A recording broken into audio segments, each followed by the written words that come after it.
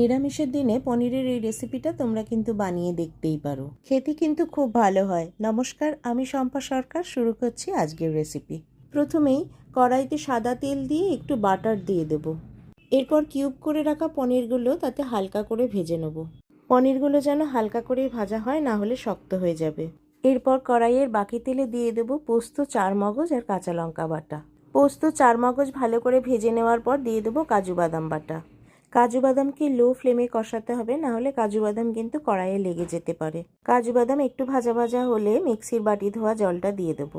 এরপর কেটে রাখা ক্যাপসিকামগুলো দেবো আর তাতে নুন দিয়ে খুব ভালো করে কষিয়ে নেব। এরপর দিয়ে দেবো ফেটিয়ে রাখা টক দই।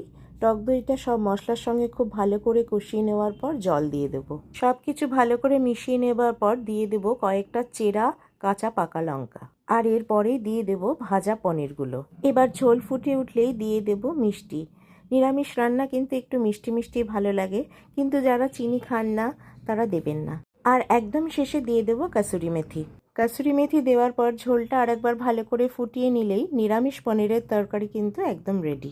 রুটি, লুচি, পরোটার সঙ্গে কিন্তু এই রেসিপিটা দুর্দান্ত লাগে।